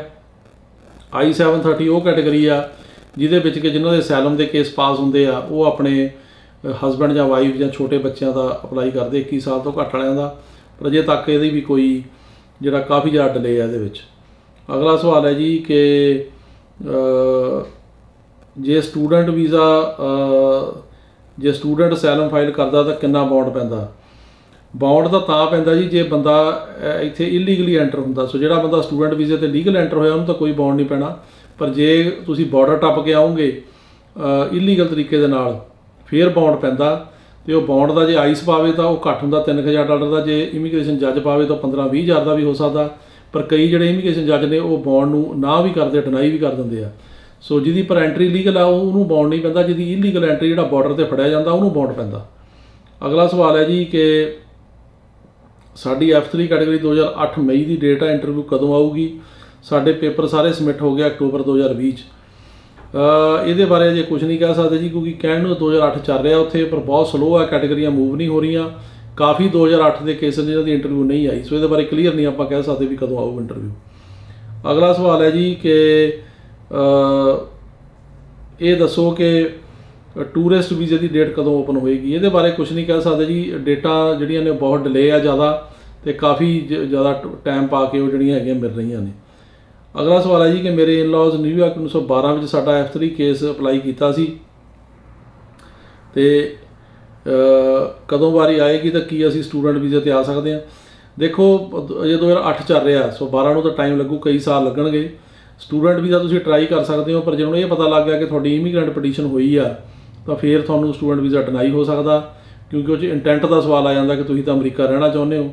ਜਿਹੜੇ ਸਟੂਡੈਂਟ ਵੀਜ਼ਾ ਹੁੰਦਾ ਇਹ 'ਚ ਹੁੰਦਾ ਵੀ ਮੈਂ ਪੜ੍ਹ ਕੇ ਵਾਪਸ ਆ ਜਾਣਾ ਇੰਡੀਆ, ਸੋ ਇਸ ਕਰਕੇ ਤੁਹਾਨੂੰ ਨਾ ਕੀਤੀ ਜਾ ਸਕਦੀ ਆ। ਅਗਲਾ ਸਵਾਲ ਹੈ ਜੀ ਕਿ ਇਹ ਦੱਸੋ ਕਿ ਜੇ ਕੋਈ ਇਟਾਲੀਅਨ ਸਿਟੀਜ਼ਨ ਹੋਵੇ ਤੇ USA 'ਚ ਪੱਕਾ ਕਿਵੇਂ ਹੋ ਸਕਦਾ? ਇਹ ਇਟਾਲੀਅਨ ਸਿਟੀਜ਼ਨ ਇਟਸੈਲਫ ਤਾਂ ਪੱਕੇ ਹੋਣ ਦੀ ਕੋਈ ਪ੍ਰੋਵੀਜ਼ਨ ਇੱਥੇ ਹੈ ਨਹੀਂ ਵੀ ਜੇ ਉੱਥੋਂ ਦਾ ਸਿਟੀਜ਼ਨ ਇੱਥੇ ਪੱਕਾ ਹੋ ਜਾਊਗਾ। ਬੇਸਿਕਲੀ ਇਹ ਆ ਕਿ ਇੱਥੇ ਆ ਕੇ ਜਿਵੇਂ ਹੁਣ ਕਈ ਜਿਹੜੇ ਹੈਗੇ ਇਨਵੈਸਟਮੈਂਟ ਦੇ ਪ੍ਰੋਗਰਾਮ ਹੁੰਦੇ ਨੇ, ਜਿਵੇਂ E2 ਹੋ ਗਿਆ, EB5 ਹੋ ਗਿਆ, ਉਹਨਾਂ ਦੇ ਵਿੱਚ ਜਿਹੜਾ ਹੈਗਾ ਉਹ ਕੀਤਾ ਜਾ ਸਕਦਾ। L1 ਕੀਤਾ ਜਾ ਸਕਦਾ ਜੇ ਬੰਦਾ ਕੁਆਲੀਫਾਈ ਕਰਦਾ। ਸੋ ਇਸ ਕਿਸਮ ਦੇ ਵੀਜ਼ੇ ਆ। ਬਾਕੀ ਆਪਣੇ ਆਪ ਉੱਥੋਂ ਆ ਕੇ ਇੱਥੇ ਪੱਕੇ ਹੋਣ ਦਾ ਜਾਂ ਵਰਕ ਪਰਮਿਟ ਲੈਣ ਦਾ ਕੋਈ ਪ੍ਰੋਵੀਜ਼ਨ ਨਹੀਂ ਹੈ। ਅਗਲਾ ਸਵਾਲ ਹੈ ਜੀ ਕਿ ਮੇਰੇ ਬ੍ਰਦਰ ਦਾ ਅਸਾਈਲਮ ਕੇਸ 19 ਵਿੱਚ ਗ੍ਰਾਂਟ ਹੋ ਗਿਆ ਸੀ, 20 ਵਿੱਚ ਗ੍ਰੀਨ ਕਾਰਡ ਅਪਲਾਈ ਕੀਤਾ, ਅਜੇ ਤੱਕ ਗ੍ਰੀਨ ਕਾਰਡ ਨਹੀਂ ਆਇਆ, ਕਿੰਨਾ ਟਾਈਮ ਲੱਗੂਗਾ? ਇਹਨੂੰ ਵੀ ਅੱਜ ਕੱਲ੍ਹ 2.5 ਤੋਂ 3 ਸਾਲ ਲੱਗ ਰਿਹਾ ਜੀ ਗ੍ਰੀਨ ਕਾਰਡ ਨੂੰ। ਸੋ ਮਿਨੀਮਮ 2.5 ਸਾਲ ਲੱਗ ਰਹੇ ਆ। ਸੋ ਤੁਹਾਨੂੰ ਵੇਟ ਕਰਨੀ ਪੈਣੀ ਹੈ। ਜਾਂ ਇਨਕੁਆਇਰੀ ਕਰਨੀ, ਤੁਸੀਂ ਇਨਕੁਆਇਰੀ ਕਰ ਸਕਦੇ ਹੋ। ਅਗਲਾ ਸਵਾਲ ਹੈ ਜੀ ਕਿ 2007 ਅਮਰੀਕਾ ਜੂਨ ਦਾ ਮੈਂ ਇੱਥੇ ਆਇਆ ਅਤੇ ਮੇਰੀ ਸਟੱਡੀ ਵੀ ਕੰਪਲੀਟ ਆ। ਏਜ ਜਿਹੜੀ ਹੈਗੀ ਆ ਉਹ 23 ਸਾਲ ਆ। ਹੁਣ ਅੱਗੇ ਕੀ ਕਰੀਏ? ਪਹਿਲੀ ਗੱਲ ਤਾਂ ਇਹ ਹੈਗੀ ਆ ਕਿ ਤੁਸੀਂ 2007 ਦੇ ਨਹੀਂ ਆਏ, ਤੁਸੀਂ ਮੇਰੇ ਖਿਆਲ ਲੇਟ ਆਏ ਆ, ਕਿਉਂਕਿ 2007 ਤੋਂ ਜੇ ਤੁਸੀਂ ਆ ਕੇ ਉੱਦਾਂ ਹੀ ਰਹਿ ਰਹੇ ਆ ਇੱਥੇ ਤਾਂ ਇਹਨੂੰ ਤਾਂ ਬਹੁਤ ਸਾਲ ਹੋ ਗਏ। ਤੁਸੀਂ ਫਿਰ ਛੋਟੇ ਹੁੰਦੇ ਆਏ ਹੋਵੋਗੇ ਜਾਂ ਜਦੋਂ ਛੋਟੇ ਬੱਚੇ ਹੋਣਗੇ। ਹੋਰ ਤਾਂ ਕੋਈ ਤਰੀਕਾ ਇੱਥੇ ਹੈ ਨਹੀਂ, ਤੁਹਾਨੂੰ ਵੇਟ ਹੀ ਕਰਨਾ ਪੈਣਾ। ਅਤੇ ਕੋਈ ਲਾ ਬਣੇ ਜਾਂ ਹੋਰ ਹੋਵੇ ਤਾਂ ਇਸ ਮਤਲਬ ਕਿਸਮ ਦਾ ਕੋਈ ਲਾ ਨਹੀਂ ਹੈਗਾ ਕਿ ਜਿਹੜਾ ਤੁਹਾਨੂੰ ਪੱਕਾ ਕਰ ਸਕੇ ਫਿਲਹਾਲ। ਅਗਲਾ ਸਵਾਲ ਹੈ ਜੀ ਕਿ F4 ਕੈਟੇਗਰੀ ਦੇ ਵਿੱਚ 18 ਅਗਸਤ 2005 ਨੂੰ ਅਪਲਾਈ ਹੋਇਆ, ਡਾਕੂਮੈਂਟਰੀ ਕੁਆਲੀਫਾਈ ਹੋ ਗਿਆ 14 ਅਕਤੂਬਰ 2020। ਕਦੋਂ ਇੰਟਰਵਿਊ ਆਊਗੀ? ਇਹਦੇ ਬਾਰੇ ਕੁਝ ਨਹੀਂ ਕਹਿ ਸਕਦੇ ਜੀ। ਇੰਟਰਵਿਊਆਂ ਜਿਹੜੀਆਂ ਨੇ ਬਹੁਤ ਡਿਲੇ ਨੇ। ਆਹ ਕੈਟੇਗਰੀਆਂ ਮੈਂ ਦੱਸ ਕੇ ਹਟਿਆ, ਮੂਵ ਨਹੀਂ ਹੋਈਆਂ। ਪਰ ਜਿਹੜਾ ਕਹਿਣ ਨੂੰ ਤਾਂ ਉੱਥੇ ਚੱਲ ਰਿਹਾ ਸਪਟੈਂਬਰ 2005, ਪਰ ਅਜੇ ਤੱਕ ਫਰਵਰੀ ਮਾਰਚ 2005 ਵਾਲਿਆਂ ਦੀ ਵੀ ਇੰਟਰਵਿਊ ਨਹੀਂ ਆਈ। ਸੋ ਇਹਦੇ ਬਾਰੇ ਕੋਈ ਆਪਾਂ ਕਲੀਅਰ ਨਹੀਂ ਕਹਿ ਸਕਦੇ ਕਿ ਕਦੋਂ ਡੇਟ ਆਏਗੀ। ਅਗਲਾ ਸਵਾਲ ਹੈ ਜੀ ਕਿ ਜੇ ਅਸੀਂ ਕਿਸੇ ਹੋਰ ਕੰਟਰੀ 'ਚ ਅਸਾਈਲਮ ਅਪਲਾਈ ਕੀਤਾ ਸੀ ਪਰ ਹੁਣ USA 'ਚ ਆਏ, ਕਰ ਸਕਦੇ ਹਾਂ? ਹਾਂ, ਕਰ ਸਕਦੇ ਹੋ ਜੀ, ਪਰ ਤੁਹਾਨੂੰ ਜਿਹੜਾ ਹੈਗਾ ਉਹ ਦੱਸਣਾ ਪਊਗਾ ਵੀ ਉੱਥੇ ਕਿਉਂ ਨਹੀਂ ਪਾਸ ਹੋਇਆ ਜਾਂ ਕੀ ਉੱਥੇ ਪ੍ਰੋਬਲਮ ਹੈ। ਜੇ ਉਸ ਕੰਟਰੀ ਦੇ ਵਿੱਚ ਤੁਹਾਨੂੰ ਜਿਹੜਾ ਹੈਗਾ ਉਹ ਤੁਹਾਡਾ ਸਟੇਟਸ ਕੀ ਰਿਹਾ, ਅਤੇ ਲੇਕਿਨ ਇੱਥੇ ਆ ਕੇ ਤੁਸੀਂ ਜੇ ਆ ਗਏ ਤਾਂ ਕਰ ਸਕਦੇ ਹੋ। ਪਰ ਉਹੀ ਗੱਲ ਹੈ ਕਿ ਕੇਸ ਜਿਹੜਾ ਉਹ ਅਸਾਈਲਮ ਜਿਹੜੇ 5 ਗਰਾਊਂਡ ਉਹਨਾਂ 'ਚ ਹੋਣਾ ਚਾਹੀਦਾ, ਕੇਸ ਸੱਚਾ ਹੋਣਾ ਚਾਹੀਦਾ। ਅਗਲਾ ਸਵਾਲ ਹੈ ਜੀ ਕਿ F2B ਕੈਟੇਗਰੀ ਬਾਰੇ ਅਪਡੇਟ ਜਿਹੜੀ ਆ ਉਹ ਦਿਓ। ਮੈਂ ਦੇ ਕੇ ਹਟਿਆ ਜੀ। F2B ਅਜੇ ਚੱਲ ਰਿਹਾ ਇੰਡੀਆ ਦਾ 22 ਸਤੰਬਰ 2015। ਕੈਟੇਗਰੀ ਜ਼ਿਆਦਾ ਮੂਵ ਨਹੀਂ ਹੋਈਆਂ ਅਤੇ ਉਹ ਹੁਣ ਇਸ ਟਾਈਮ ਚੱਲ ਰਿਹਾ। ਅਗਲਾ ਸਵਾਲ ਹੈ ਜੀ ਕਿ ਜਿਹੜੇ ਹੈਗੇ ਆ ਕੀ ਇਹ ਜਿਹੜੇ F4 ਕੈਟੇਗਰੀ ਵਾਲੇ ਹੈਗੇ ਉਹ ਸਾਰੇ ਦਿੱਲੀ ਅੰਬੈਸੀ ਅੱਗੇ ਧਰਨਾ ਲਾਉਣ? ਇਹਦਾ ਕੋਈ ਜ਼ਿਆਦਾ ਫਰਕ ਨਹੀਂ ਜੀ ਪੈਣਾ, ਕਿਉਂਕਿ ਅਮਰੀਕਨ ਸਰਕਾਰ ਜਿਹੜੀ ਆ ਉਹ ਇਹ 'ਤੇ ਅਸਰ ਨਹੀਂ ਹੋਣਾ ਇੰਨਾ ਜ਼ਿਆਦਾ। ਅਤੇ ਪਰ ਇਹ ਆ ਕਿ ਹੈ ਬੜੀ ਮੰਦਭਾਗੀ ਗੱਲ ਆ ਵੀ ਕੈਟੇਗਰੀ ਮੂਵ ਨਹੀਂ ਹੋ ਰਹੀ। ਅਤੇ ਮੈਂ ਤੁਹਾਡੇ ਨਾਲ ਸਹਿਮਤ ਹਾਂ ਕਿ ਇਹਦੇ 'ਚ ਬਹੁਤ ਜ਼ਿਆਦਾ ਡਿਲੇ ਹੋਣ ਕਰਕੇ ਨੁਕਸਾਨ ਹੋ ਰਿਹਾ, ਪਰ ਧਰਨੇ ਲਾਉਣ ਦਾ ਕੋਈ ਇਹਦੇ 'ਚ ਮੇਰਾ ਖਿਆਲ ਆ ਵੀ ਐਡਵਾਂਟੇਜ ਨਹੀਂ ਹੋਏਗਾ। ਅਗਲਾ ਸਵਾਲ ਹੈ ਜੀ ਕਿ I-730 ਬਾਰੇ ਵੀ ਦੱਸੋ। ਮੈਂ ਦੱਸ ਰਿਹਾ ਜੀ ਕਿ I-730 ਸੈਲੀ ਰਿਲੇਟਿਵ ਪਟੀਸ਼ਨ ਹੁੰਦੀ। ਉਹ ਕਿਸੇ ਦਾ ਕੇਸ ਪਾਸ ਹੁੰਦਾ ਅਸਾਈਲਮ ਦਾ, ਉਹ ਆਪਣੇ ਜਿਹੜੇ ਬੱਚੇ ਦੇ ਵਾਈਫ ਦਾ ਅਪਲਾਈ ਕਰਦਾ, ਉਹਨੂੰ I-730 ਪਟੀਸ਼ਨ ਕਹਿੰਦੇ ਨੇ। ਇੱਥੇ ਵੀ ਤੈਨੂੰ ਅੱਜ ਕੱਲ੍ਹ 2.5 ਤੋਂ 3 ਸਾਲ ਦੀ ਵੇਟ ਜਿਹੜੀ ਆ ਉਹ ਚੱਲ ਰਹੀ ਹੈ। ਅਗਲਾ ਸਵਾਲ ਹੈ ਜੀ ਕਿ ਜੇ ਅਸੀਂ ਅਮਰੀਕਾ ਬਾਰਡਰ ਕ੍ਰੋਸ ਕਰਕੇ ਆਈਏ ਅਤੇ ਅਸਾਈਲਮ ਦਾ ਕੇਸ ਲਾਈਏ, ਸਾਨੂੰ ਕੋਈ ਡਿਪੋਰਟ ਤਾਂ ਨਹੀਂ ਕਰੂਗਾ? ਪਹਿਲੀ ਗੱਲ ਤਾਂ ਜਿਹੜਾ ਬਾਰਡਰ ਕ੍ਰੋਸ ਕਰਕੇ ਆਉਣਾ ਵੈਸੇ ਇਲੀਗਲ ਹੈ, ਗਲਤ ਆ। ਤੁਹਾਡੀ ਜਾਨ ਨੂੰ ਵੀ ਖਤਰਾ ਹੋ ਸਕਦਾ ਉੱਥੇ ਉਹਨਾਂ ਮੁਲਕਾਂ ਜਿੱਥੋਂ ਲੰਘ ਕੇ ਆਉਂਦੇ ਆ।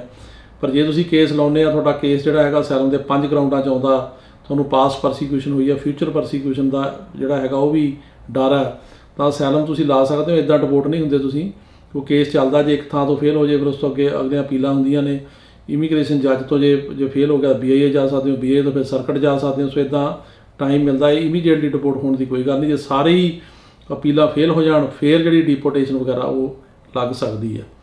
ਅਗਲਾ ਸਵਾਲ ਹੈ ਜੀ ਕਿ F3 ਬਾਰੇ ਦੱਸੋ ਕਿ ਜੁਲਾਈ 2021 ਦੇ ਵਿੱਚ ਡਾਕੂਮੈਂਟਰੀ ਕੁਆਲੀਫਾਈ ਹੋਇਆ, ਅਤੇ ਇਹਦਾ ਅਜੇ ਜਿਹੜੀ F3 ਕੈਟੇਗਰੀ ਆ ਇਹ ਚੱਲ ਰਿਹਾ ਜੀ 22 ਨਵੰਬਰ 2008। ਅਤੇ ਇਹਦੇ ਬਾਰੇ ਹੁਣ ਕੁਝ ਨਹੀਂ ਕਹਿ ਸਕਦੇ ਕਿ ਇਹ ਜਿਹੜੀ ਵਾਰੀ ਕਦੋਂ ਆਊਗੀ। ਅਗਲਾ ਸਵਾਲ ਹੈ ਜੀ ਕਿ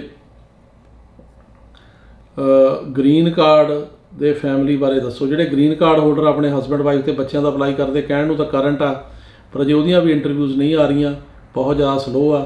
ਅਤੇ ਉਹਦੇ ਬਾਰੇ ਅਜੇ ਇੰਟਰਵਿਊਜ਼ ਵਗੈਰਾ ਫਾਸਟ ਨਹੀਂ ਹੋ ਰਹੀਆਂ। ਸਿਰਫ US ਸਿਟੀਜ਼ਨ ਦੇ ਜਿਹੜੇ ਹਸਬੈਂਡ ਵਾਈਫ ਆ ਉਹਨਾਂ ਦੀਆਂ ਇੰਟਰਵਿਊਜ਼ ਇਸ ਟਾਈਮ ਆ ਰਹੀਆਂ ਨੇ। ਹੁਣ ਦੇਖੋ ਅੱਗੇ ਕਦੋਂ ਇਹ ਜਿਹੜਾ ਪ੍ਰੋਸੈਸ ਚੱਲਦਾ ਤੇਜ਼ ਹੁੰਦਾ ਜ਼ਿਆਦਾ। ਅਗਲਾ ਸਵਾਲ ਹੈ ਜੀ ਕਿ ਇਹ ਦੱਸੋ ਕਿ ਜਿਹੜਾ ਪਟੀਸ਼ਨਰ ਹੈਗਾ F3 ਕੈਟੇਗਰੀ ਦੇ ਵਿੱਚ, ਜੇ ਉਹਦੀ ਡੈਥ ਹੋ ਜਾਵੇ ਤਾਂ ਉਸ ਤੋਂ ਬਾਅਦ ਕੀ ਬਣਦਾ। ਦੇਖੋ ਜਿਹੜੀ ਇਹ ਕੈਟਾਗਰੀ ਹੈਗੀ ਹੈ ਜਿਵੇਂ F3 ਹੋ ਗਈ ਜਾਂ F4 ਹੋ ਗਈ, ਇਹਨਾਂ 'ਤੇ ਪਟੀਸ਼ਨਰ ਦਾ ਲਾਈਵ ਰਹਿਣਾ ਬੜਾ ਜ਼ਰੂਰੀ ਹੈ, ਕਿਉਂਕਿ ਬਲੱਡ ਰਿਲੇਸ਼ਨ ਕੈਟਾਗਰੀ ਆ। ਜੇ ਉਹਦੀ ਡੈਥ ਹੋ ਜਾਂਦੀ ਆ ਤਾਂ ਪਟੀਸ਼ਨ ਵੀ ਜਿਹੜੀ ਆ ਉਹ ਖਤਮ ਹੋ ਜਾਂਦੀ ਆ। ਜਿਹੜਾ ਬੈਨੀਫੀਸ਼ਰੀ ਆ ਉਹਨੂੰ ਇਹਦੇ ਵਿੱਚ ਕੁਝ ਵੀ ਨਹੀਂ ਮਿਲਦਾ। ਸੋ ਇਸ ਕਰਕੇ ਜਿਹੜਾ ਬੈਨੀਫੀਸ਼ਰੀ ਹੈ ਜਾਂ ਪਟੀਸ਼ਨਰ ਆ ਜਿਹਨੇ ਅਪਲਾਈ ਕੀਤਾ, ਜਿਵੇਂ ਫਾਦਰ ਨੇ ਆਪਣੇ ਮੈਰਿਡ ਬੱਚੇ ਲਈ ਕੀਤਾ, ਅਤੇ ਜਿਹੜਾ ਮੈਰਿਡ ਬੱਚਾ ਆ ਜਾਂ ਫਾਦਰ ਆ, ਉਹਨਾਂ ਦੋਹਾਂ ਨੂੰ ਲਾਈਵ ਰਹਿਣਾ ਜ਼ਰੂਰੀ ਹੈ ਜਦ ਤੱਕ ਉਹ ਇੱਥੇ ਆ ਨਹੀਂ ਜਾਂਦੇ। ਅਗਲਾ ਸਵਾਲ ਹੈ ਜੀ ਕਿ 2019 ਵਿੱਚ ਅਸੀਂ ਮੈਕਸੀਕੋ ਕੈਂਪ ਵਿੱਚੋਂ ਡਿਪੋਰਟ ਹੋਏ ਸੀ, ਅਤੇ ਅਸੀਂ ਅਮਰੀਕਾ ਜੇ ਆ ਗਏ ਤਾਂ ਕੀ ਹੋਏਗਾ। ਦੇਖੋ ਮੈਕਸੀਕੋ 'ਚੋਂ ਡਿਪੋਰਟ ਹੋਣ ਦਾ ਅਮਰੀਕਾ ਨਾਲ ਕੋਈ ਸੰਬੰਧ ਨਹੀਂ ਖਾਸ। ਜੇ ਤੁਸੀਂ ਉੱਥੋਂ ਡਿਪੋਰਟ ਹੋਏ ਵੀ ਸੀਗੇ ਤਾਂ ਤੁਸੀਂ ਦੁਬਾਰਾ ਅਮਰੀਕਾ ਆ ਜਾਂਦੇ, ਉਹਨਾਂ ਨੂੰ ਦੱਸੋ ਵੀ ਅਸੀਂ 19 'ਚ ਆਏ ਸੀ, ਡਿਪੋਰਟ ਹੋ ਕੇ ਫੇਰ ਆ ਰਹੇ ਹਾਂ। ਪਰ ਉਹਦਾ ਮਤਲਬ ਇਹ ਨਹੀਂ ਵੀ ਅਮਰੀਕਾ ਵੀ ਡਿਪੋਰਟ ਕਰ ਦੂਗਾ। ਜੇ ਅਮਰੀਕਾ 'ਚ ਡੈਪੂਟੇਸ਼ਨ ਲੱਗੀ ਆ ਫਿਰ ਉਹਦਾ ਅਸਰ ਹੈਗਾ, ਕਿਉਂਕਿ ਜਿਹੜੀ ਇੱਥੇ ਡੈਪੂਟੇਸ਼ਨ ਹੈ 5 ਸਾਲ ਜਾਂ 10 ਸਾਲ ਦੀ ਹੁੰਦੀ ਆ, ਅਤੇ ਇਹਦਾ ਅਸਰ ਜਿਹੜਾ ਹੈਗਾ ਉਹ ਪੈਸਾ ਦਾ। ਪਰ ਮੈਕਸੀਕੋ ਤੋਂ ਡਿਪੋਰਟ ਹੋਣ ਦੀ ਕੋਈ ਐਡੀ ਗੱਲ ਨਹੀਂ। ਅਗਲਾ ਸਵਾਲ ਹੈ ਜੀ ਕਿ ਜਿਹੜਾ F4 ਕੈਟਾਗਰੀ ਦੇ ਕੇਸ ਵਿੱਚ ਜਿਹੜਾ ਸਰਵਿਸ ਸੈਂਟਰ ਦਾ ਕੋਈ ਰੋਲ ਹੁੰਦਾ ਨਹੀਂ ਜੀ। ਇਹਦੇ 'ਚ ਕੋਈ ਸਰਵਿਸ ਸੈਂਟਰ ਦਾ ਰੋਲ ਨਹੀਂ। ਇਹ ਬੇਸਿਕਲੀ ਜਿਹੜਾ ਹੈਗਾ ਅੰਬੈਸੀ ਜਿਹੜੀ ਹੈਗੀ ਆ ਉਹ ਕਰਦੀ ਹੈ ਇੰਟਰਵਿਊਆਂ, ਲੇਕਿਨ ਉਸ ਤੋਂ ਪਹਿਲਾਂ ਜਦੋਂ ਕੇਸ ਅਪਲਾਈ ਹੁੰਦਾ ਸਰਵਿਸ ਸੈਂਟਰ 'ਚ ਹੁੰਦਾ। ਲੇਕਿਨ ਉਹਨੂੰ ਹੁਣ ਕਾਫੀ ਜ਼ਿਆਦਾ ਟਾਈਮ ਆ, ਜੇ 2005 ਚੱਲਦਾ, ਅਤੇ ਇਹ ਜਿਹੜੀ ਡਿਲੇ ਹੈਗੀ ਆ ਸਰਵਿਸ ਸੈਂਟਰਾਂ ਕਰਕੇ ਨਹੀਂ ਹੈਗੀ। ਇਹ ਡਿਲੇ ਜਿਹੜੀ ਆ ਇਹ ਅੰਬੈਸੀ ਲੈਵਲ ਦੇ ਉੱਤੇ ਆ। ਅਗਲਾ ਸਵਾਲ ਹੈ ਜੀ ਕਿ F4 ਜਿਹੜੀ ਕੈਟਾਗਰੀ ਆ ਉਹ ਫਾਸਟ ਹੋਣ ਦੀ ਉਮੀਦ ਹੈ। ਇਹਦੇ ਬਾਰੇ ਕੁਝ ਨਹੀਂ ਕਹਿ ਸਕਦੇ ਜੀ, ਹੋ ਵੀ ਸਕਦੀ ਹੈ, ਨਹੀਂ ਵੀ ਹੋ ਸਕਦੀ। ਅਤੇ ਅਗਲਾ ਸਵਾਲ ਹੈ ਜੀ ਕਿ ਅਸੈਲਮ ਦੇ ਕੇਸ ਜਿਹੜੇ ਆ ਉਹ ਇੱਥੇ ਕਿੰਨੇ ਕੁ ਪਾਸ ਹੁੰਦੇ ਆ। ਇਹ ਡਿਪੈਂਡ ਕੇਸ ਦੇ ਉੱਤੇ ਕਰਦਾ ਜੀ। ਕਈ ਕੇਸ ਹੁੰਦੇ ਆ ਕਿ ਨਹੀਂ ਹੁੰਦੇ, ਪਰ ਸਾਡੇ ਤਕਰੀਬਨ ਲਗਾਤਾਰ ਕੇਸ ਹੋ ਰਹੇ ਆ। ਮੈਂ 10 ਕੇ ਹਟਾਂ, ਸਾਡੇ 4 ਕੇਸ ਹੋਏ ਆ ਹੁਣ। ਅਤੇ ਲੇਕਿਨ ਇਹ ਡਿਪੈਂਡ ਫਿਰ ਵੀ ਕੇਸ 'ਤੇ ਕਰਦਾ, ਵਕੀਲ 'ਤੇ ਕਰਦਾ, ਜੱਜ 'ਤੇ ਵੀ ਕਰਦਾ, ਅਤੇ ਇਹ ਤਿੰਨੇ ਗੱਲਾਂ 'ਤੇ ਕਰਦਾ। ਜਿਹੜੇ ਜ਼ਿਆਦਾ ਕੇਸ ਹੁੰਦੇ ਆ ਪਾਸ ਉਹ ਤਕਰੀਬਨ ਸੈਨ ਫਰਾਂਸਿਸਕੋ ਜੁਰਿਸਡਿਕਸ਼ਨ ਜਾਂ ਜਿਹੜੀ ਨਿਊਯਾਰਕ ਆ ਉੱਥੇ ਜ਼ਿਆਦਾ ਹੁੰਦੇ ਆ। ਬਾਕੀ ਜਿਹੜੀਆਂ ਕੋਰਟਾਂ ਨੇ ਉੱਥੇ ਹੁੰਦੇ ਆ, ਪਰ ਘੱਟ ਹੁੰਦੇ ਇਹਨਾਂ ਨਾਲੋਂ। ਸੋ ਪਰ ਇਹ ਵੀ ਨਹੀਂ ਆ ਵੀ ਹਰੇਕ ਕੇਸ ਹੀ ਪਾਸ ਹੁੰਦਾ ਜਾਂ ਹਰੇਕ ਕੇਸ ਹੀ ਫੇਲ ਹੁੰਦਾ, ਇਹੋ ਜਿਹੀ ਵੀ ਕੋਈ ਗੱਲ ਨਹੀਂ। ਲੇਕਿਨ ਕੇਸ ਬਾਏ ਕੇਸ ਜਿਹੜਾ ਹੈਗਾ ਡਿਪੈਂਡ ਕਰਦਾ ਵੀ ਕੀ ਸਿਚੁਏਸ਼ਨ ਆ। ਅਤੇ ਲੇਕਿਨ ਕੇਸ ਜ਼ਰੂਰ ਪਾਸ ਹੁੰਦੇ ਨੇ, ਮਤਲਬ ਸਾਡੇ ਲਗਾਤਾਰ ਹੀ ਹੁੰਦੇ ਆ ਰਹੇ ਨੇ, ਹੁਣ ਵੀ ਹੋਏ ਆ। ਸੋ ਇਹ ਜਿਹੜਾ ਹੈਗਾ ਬਾਕੀ ਦਾ ਹਰੇਕ ਕੇਸ ਦਾ ਜਿਹੜਾ ਹੁੰਦਾ ਉਹ ਵੱਖਰਾ ਇੱਕ ਹਿਸਾਬ ਕਿਤਾਬ ਹੁੰਦਾ, ਉਹਦੇ ਮੁਤਾਬਕ ਇਹ ਦੇਖਿਆ ਜਾਂਦਾ। ਸੋ ਇਹ ਸੀ ਜੀ ਤੁਹਾਡੇ ਸਵਾਲਾਂ ਦੇ ਜਵਾਬ। ਆਸ ਹੈ ਕਿ ਤੁਹਾਨੂੰ ਪ੍ਰੋਗਰਾਮ ਬੜਾ ਪਸੰਦ ਆਇਆ ਹੋਵੇਗਾ। ਅਗਲੀ ਵਾਰੀ ਫੇਰ ਆਪਾਂ ਇਸੇ ਤਰ੍ਹਾਂ ਜੁੜਾਂਗੇ। ਸਤਿ ਸ਼੍ਰੀ ਅਕਾਲ ਜੀ।